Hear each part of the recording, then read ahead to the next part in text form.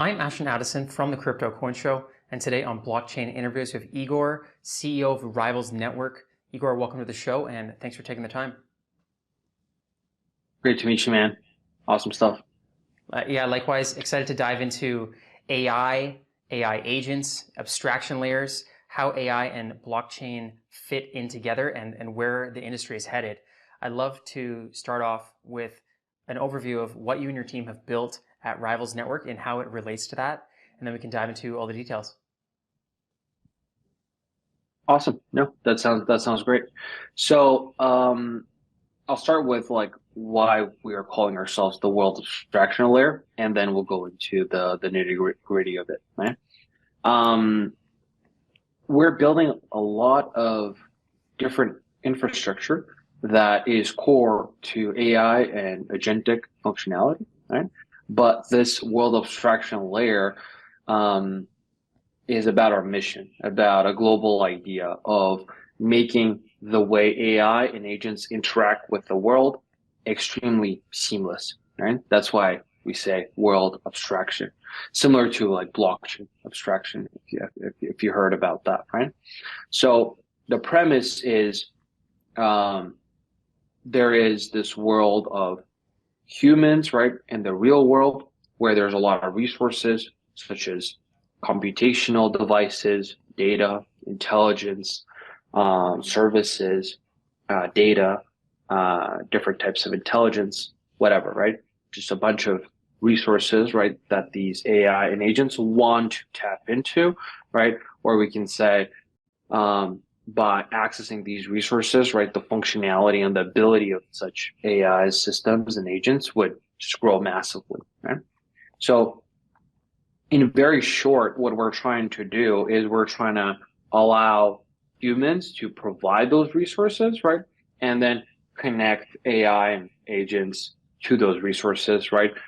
Thus creating value accrual for both and creating new systems, new economies, et cetera, right? This is a very big vision, big mission, and one that we're extremely excited about, one that kind of drives us. But the underlying infrastructure is us literally creating, let's say 5 different modules that each one is really the size of its own project, right? But it covers everything we need to get to this like big vision, big mission, right? So I'll just touch upon it right now. We need a data layer. So we've built that right now. We need a way for agents to communicate with each other, and we need a way for AI to pass on itself in a verifiable fashion on chain. That's already built as well in a sort of like version 1 point. We need an identity layer that's being built, and we need a layer of orchestration, tokenization, management of all these resources that I mentioned in the beginning. That's also being built. The 5th part is not so crucial, but acts as a way for us to showcase the tech that we built to the real world. And this is a module of allowing people to build AI applications on top of our infrastructure. We call it like an AI application builder, and that's also built and going to be launched. Like all of this stuff is going to be available actually this week. We've been kind of cooking some of these things for over a year now. Some of them shorter, some of them longer, but it's been an incredible journey already. So very, very excited about that. Yeah, that's a great intro, Igor. And there are so many moving pieces to this. To be able to see that end result of having AI agents working for you, with you, effectively and efficiently. But the infrastructure, of course, there's a lot of moving pieces, and it does sound like could be 5 distinct projects altogether that your team is working on. So it's pretty crazy.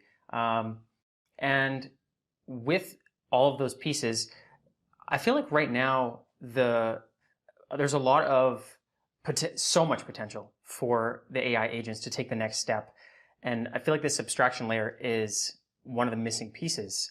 And the fact that it also ties into decentralized networks, I feel like is a nice bonus, because I feel like that's where the monetization and the tokenization part comes into play as well.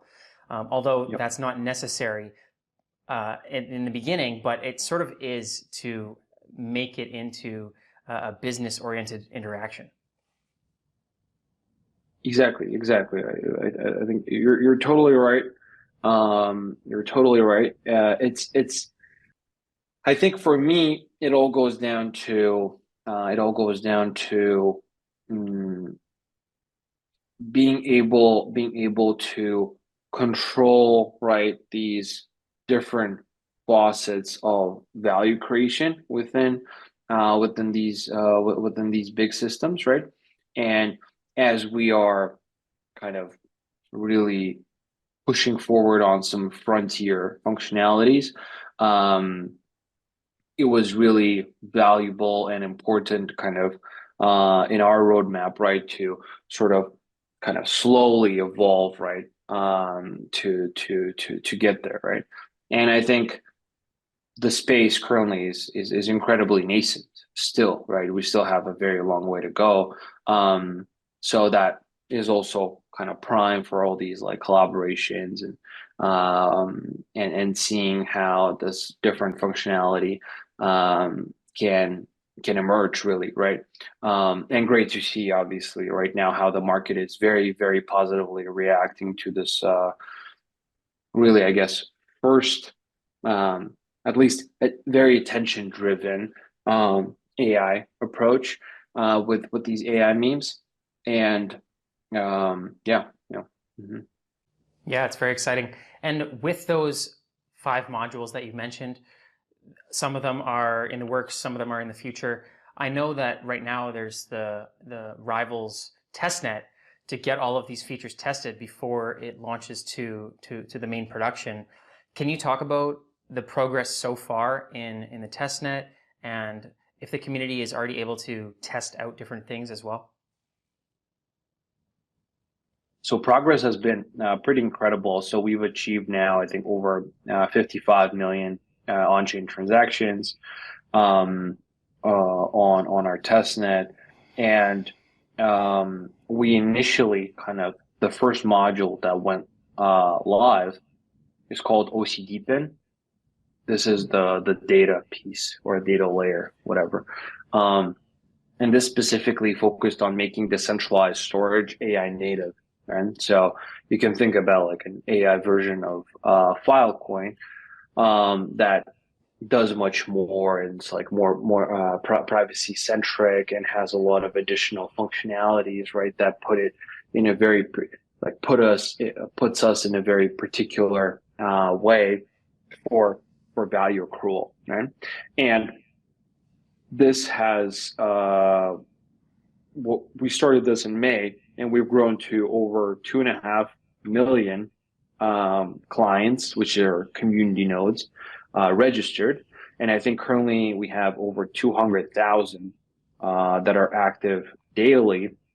Total data provided to the network is close to 3-4 exabytes, which is a huge number, and is just growing, right? That's all growing. So what we wanted to establish, right, is this initial way for the community to participate in building out this early layer of like what kind of resources they as users, humans, right, can provide to this future of agentic functionality or AI functionality, whatever. And from there, really, we also kind of saw how we can evolve that, right? Not only getting people to provide data, but to provide compute, to provide their PCs in the form of virtual machines that they can share as a resource, which I haven't really seen been done before. So that's pretty exciting. And it also kind of unlocked our view that we can go into other verticals such as mobile. We can go into extensions. We can go into multiple aspects of this to grow the amount of resource of the whole network. And it just made more and more kind of sense as time went by. There was also a lot of great reception on how people wanted to get a deeper understanding of just agents in general, right? It was a lot. It was very exciting to see a lot of like belief, right, in how this could really change the world. And I think a lot of people, even when they don't understand AI, they're not knowledgeable about it, right? They feel something is coming, right? And I think the more, and if you're somebody who like studies and digs into it, you're gonna feel a sense of singularity, a sense of that this is a technology, right, that is advancing at such a high speed, right, that you're losing the ability to even fathom, right, what it can do. So I'm not even talking about like your technical capabilities, right, but I have a strong feeling that at some point, right, most of us we're just going to lose like the ability to fathom of what kind of abilities, right, this could have, and where this could go. So this, to some people, this creates excitement, such as me, right? For me, the more we build and the more we ship, it kind of just builds up so much energy in the team and in me of how much there is to conquer, how much there is to really build, and how great the time is, really, right? For other people, it's fear, right? Of like just, oh, this sounds scary, dangerous, right? Which is normal. But yeah, that's kind of a little bit of my thoughts about it. Yeah, no, it's I think it's at a tipping point where there's a lot of people that they see the potential, but they may not understand exactly how it's going to get there or what's going to happen. I think the abstraction layer is a great next step to have that infrastructure to make those things happen. And with the community nodes that you mentioned running on the testnet since just Bitcoin's last all-time high just before the summer, those are great numbers for people that are interested at this such an early stage of blockchain and AI together. And now you mentioned contributing to the protocol. So if there was somebody that they're interested in AI or they're interested in learning more, but they don't know a lot, would it be correct to say that two of the main ways they could help contribute, one would be the data or input and just communicating with the AI or feeding it information, and the second would be processing power, whether it's giving some of your graphic GPU power or mobile device, maybe, as you mentioned, to help speed up and bring more information that AI can use to better itself? So we started with data space. So initially you could just provide data space, right? And now we're kind of reaching that over to computational resources and stuff like that. There's not really a way for, I would say, we don't have like an incentivized program for people to provide data, but we have the developer resources are just recently, this week actually, went fully live. But I think by the time this comes out, this is going to be like public information, publicly accessible. So you can just go set yourself up as a developer, get some free credits, and start building, right? And we've seen a lot of interest from the close to 100 partners that we have already, and this is what we focus actually on with the projects that are inside of our incubator that we closely work with and provide this. There's really massive demand for kind of AI native data storage that's also private and that's focused on these cases where it's important that the data security is very high. And very simple example, any personalized AI use case that you can think of, they basically need us, right? As an example, right? So if you're using sort of like an AI on the daily, right, that you're sharing your personal information with, that makes sense, right? If you're basically using anything, right, where you're sharing that personal information, you want it to be secure. And what was interesting kind of for us to find out, right, is projects hate to store that data themselves, right? So they just see that as it's a huge potential risk for themselves to store that person. They don't want to do it. So if they have the ability to not even store it themselves, store it in enclaves that they can then just tie in their AI to be using, right? Amazing, right? So that's kind of available on Testnet. And later this week, we're also releasing our ADCS, which is this connectivity piece, and the Oracle network piece that basically allows smart contracts to connect directly to AI and send transactions, basically send requests to receive AI responses. Funny enough, this is a little bit of an insight, but we kind of originated almost our own agentic framework while we were building the Oracle network, which is really exciting. But we'll kind of like keep that on the low for now, and we'll just focus on kind of looking at what interesting use case can developers build using this additional functionality for their smart contracts. But I think we've ended up with a very, very interesting kind of concept. So you can think about this as sort of like an AI chain link. And I generally feel, and Chainlink are also our partners. We're part of the build program. It was very important and exciting for me to also work with these guys kind of early on to understand deeply how they work, right? How their business works and how we can learn from that. Because I feel in a lot of ways we are doing, we're kind of like Chainlink back in like 16 or 17, right? Where like DeFi wasn't a thing back then. It was obvious that you need these connectivity pieces, right, on chain, but the use cases were just not there. So I feel in a lot of ways, it's about us shipping fast and hard and then getting developers on board. So this is actually also a huge thing that we're focused on right now. We're launching our hackathon this week with offline events, basically with like an offline track in Philippines as well. So you can participate globally, but there's going to be an additional offline track, and we are going to be extremely focused on building that out, getting a lot of people to participate. Sorry, I ranted a little bit off your question, but I think over time, the most important piece initially, right, for us was to establish how we can orchestrate such a huge amount of resource, right? That was the most and crucial important point, because we literally we grew to one of the largest DePINs over like 6 months time, which is huge. And this involves, huge amounts of development, right?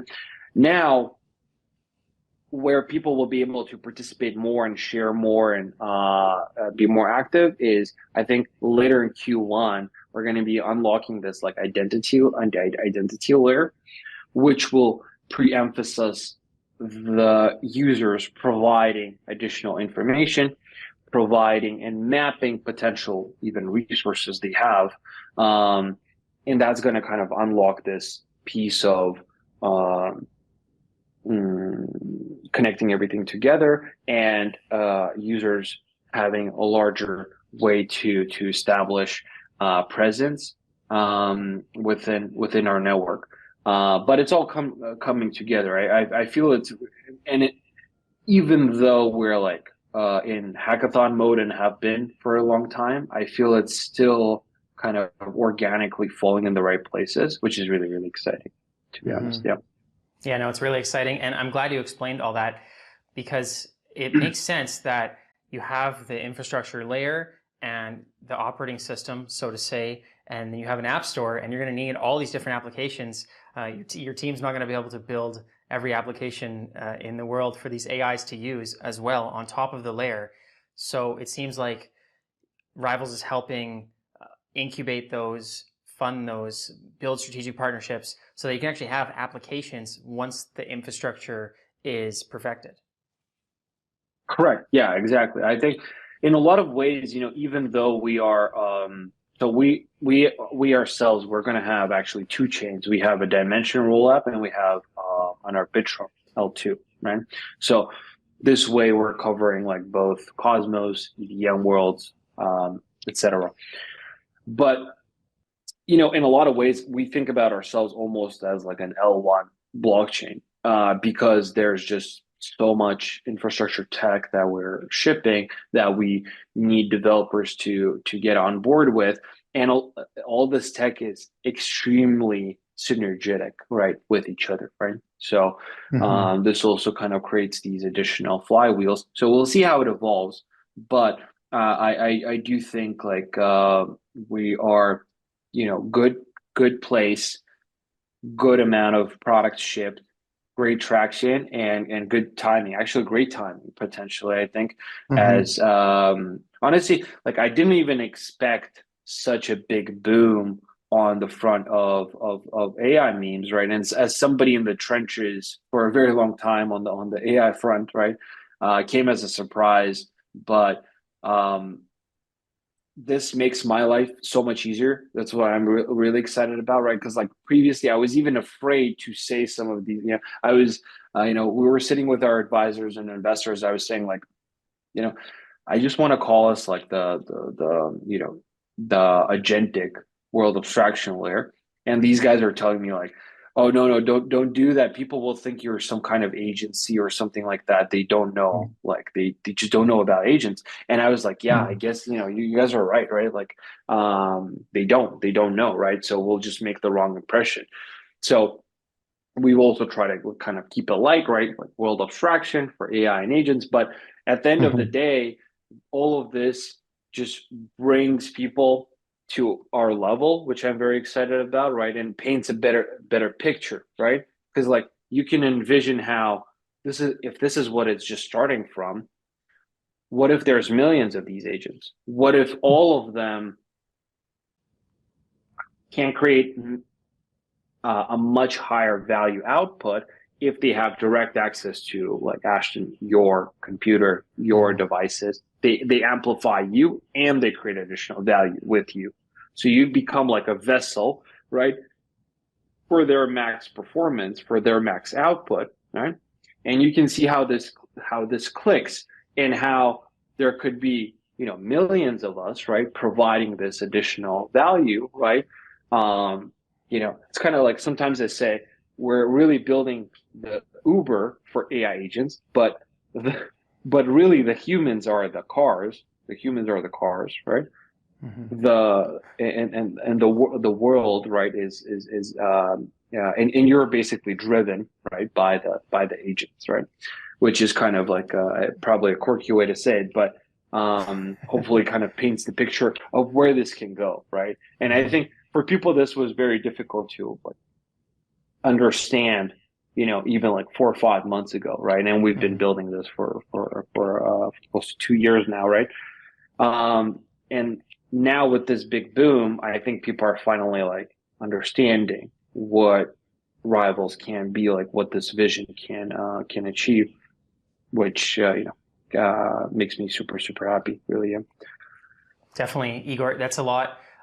It's a lot of work to do, and I feel like right now people, they hear about AI agents and they think, okay, what exactly, until they actually have AI agents getting things done for them personally, they won't fully understand. But then I feel like the term will be something that's used super commonly. Before our conversation, I hadn't heard of agentic, but it sounds cool, and I understand it. Abstraction layer. Also, people are thinking, okay, well, what exactly? It makes more sense. You can hear about the infrastructure and how it works. But I feel like that term will only be used more often after this. So I'm glad we're using it here, giving people an understanding of what it is. I feel like it's in the beginning of DeFi or some of these other use cases of blockchain where people, they heard about it, but they didn't fully understand the capabilities of it until it got so simple that they realized they could just put their assets in and start earning a yield or lend it. And then it clicks in their head, oh, okay, this is exactly what this functionality can do. That will be similar to what happens with AI agents as the apps become available. Once the layer is ready, the apps are there, they start using an app, they say, oh my gosh, I can't believe I lived without this. This is making my life so much easier. And then it'll just explode.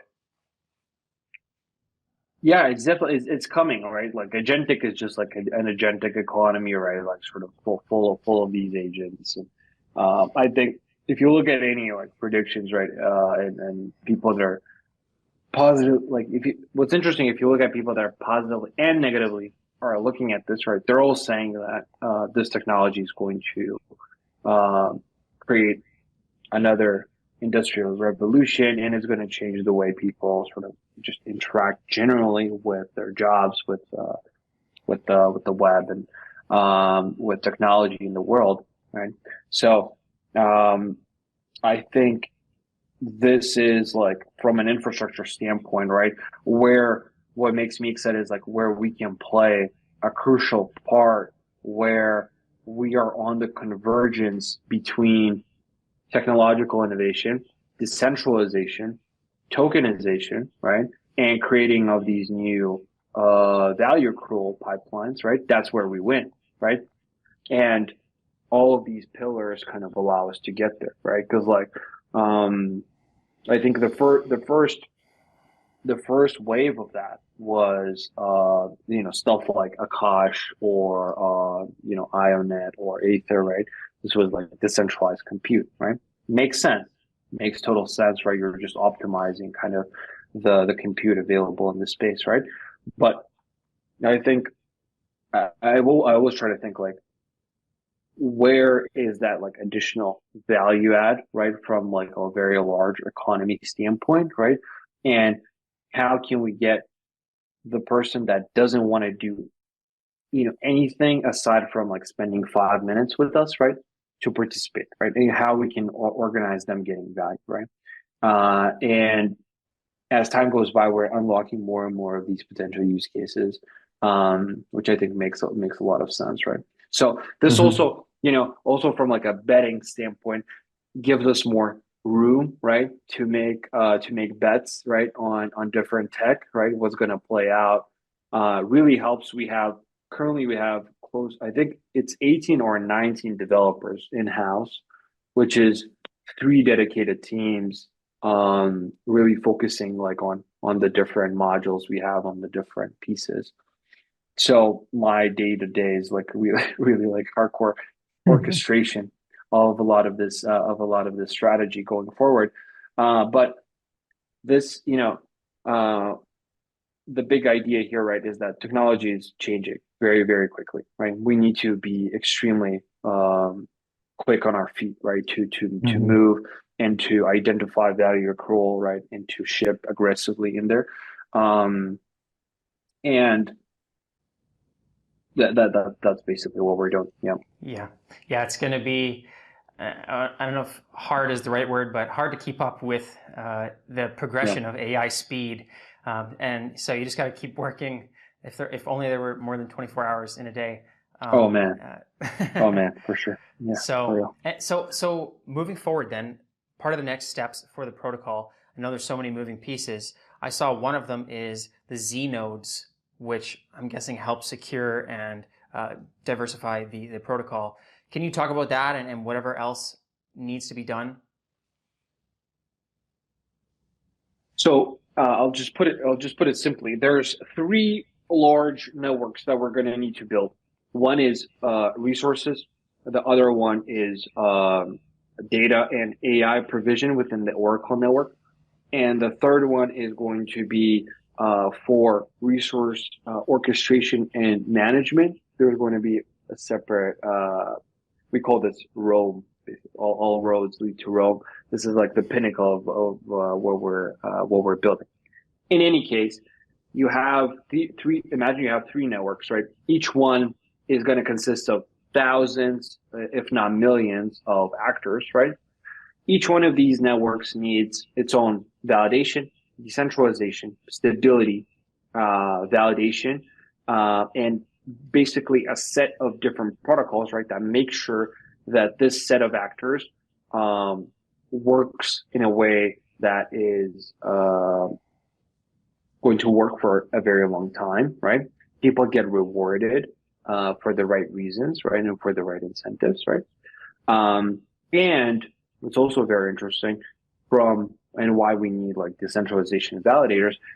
We as a company, we want to lose authority, right? So this is what you'll find kind of in a lot of decentralized projects, right? Is that you don't want to be a centralized authority, right? So how can you give up centralized authority? You need a set of trusted validators, right, that are going to continue doing their job, right? That you make sure that they're doing, basically they're set up nicely with both with good incentives, right? Good countermeasures as well, and that's exactly what we're doing with our validator zNode sale, right? So we are selling validator zNode licenses to people at this stage, and inviting people to participate early, become a core part of this agentic future, the core part of what we're building. And within this premise, you as a validator become kind of like a guardian, right? Kind of like an observer, right? And somebody that's securing the network, right? Somebody that's getting rewards for that, and somebody that punishes people in the network, right, for malaction. And there are many, like each of these modules is going to have its own flywheels of rewards, right? But the most simple one that I can kind of talk about is slashing rewards, right? So just to give you a simple example, we're going to have the amount of these validators, zNodes, is going to be fixed, right? That's going to be at the end of the sale. Huh? So you have on one end, you have a lot of these validators, right? But they're not in the millions, right? We have like a total of 35,000 licenses. We're projecting maybe there's going to be 15 to 20,000 potentially participants, right? Now on the network side, from the community participation, you might have millions, right? Like right now we have for our system, right? You don't trust all these millions of participants, right? So you give them little rewards, right? Because they can just go offline at any point, right? So what do you do in this situation, right? You tell them, as a community member, you can upgrade your system by staking, right? So this is classic sort of potential stake, potential reward. But if you are a bad member and you do not do what you're promising to do, you're going to get your rewards slashed from you, right? So you're not going to get your rewards. Who is checking the activity of these community nodes that have been upgraded? It's the validators, right? Who's getting some of these rewards, right, from the slashing? It's the validators, right? And a similar system, right, works across all of our networks, right? In some, it's more reputation centric. In some, it's more kind of continuous service provision focus, right? But in general, this is a very simple way how to imagine, right, how such a large infrastructure as Rivalz needs this set of decentralized validators, right, which play a crucial part, obviously, within our system, and they accrue value over time, right? And this is not even counting like the token emissions, right, that we're giving them and stuff like that, right? But it makes a lot of sense. Definitely. Yeah, no, thanks for explaining that. And I love the way that you put that. We want to give away the authority because you want to have a decentralized network, but you still want to maintain the core vision, of course, as well. And it sounds like the community is it's grown quickly and early, and they understand the vision. So I like where it's going. What's the sale of the zNodes to get involved? When does that happen? And then if you miss it, can you get involved after, or is it like now or never? How does that exactly work?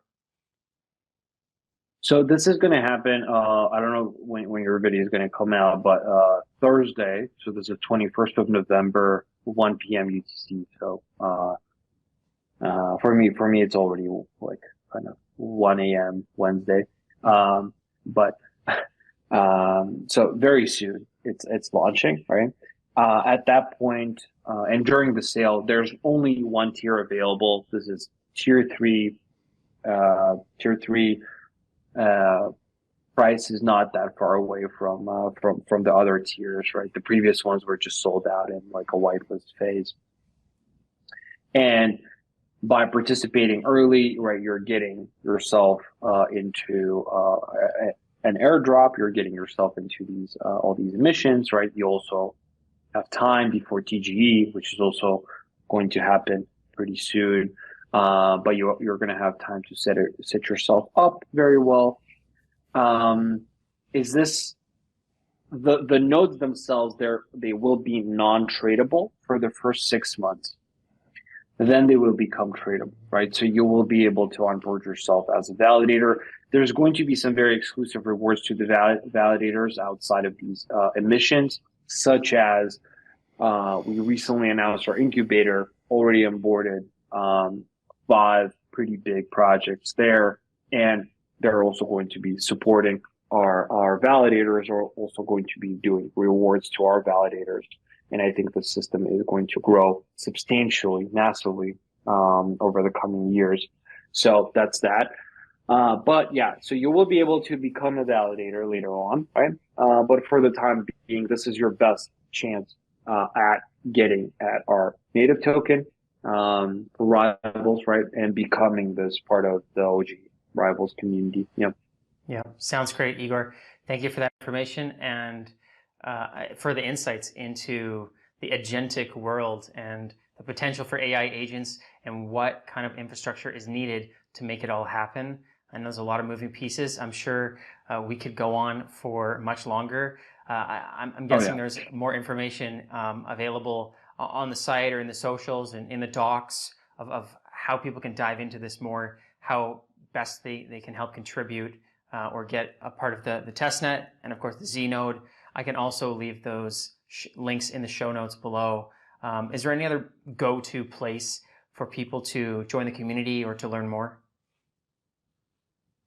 I think if you just go to rivals.ai, right? So that's it, just rivals.ai. You'll find all the information you need.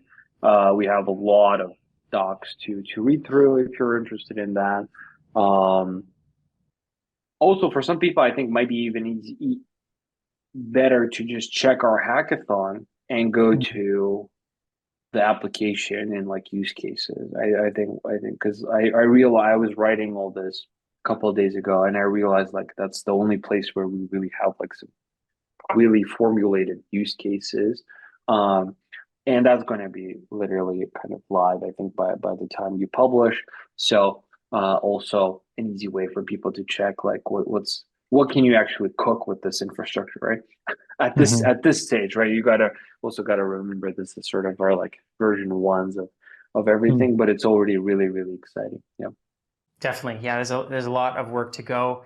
And I feel like the time is perfect with the growth of AI memes, the merging of AI and blockchain, and the compute power needed to power the agentic world. I'm wishing you and your team all the best with the zNodes, with the further growth of the testnet and leading to the TGE and the mainnet. Thank you so much for all the information, Igor. Would love to follow up in the near future. Awesome. Thank you so much, Ashton. Bye-bye. Have a great day.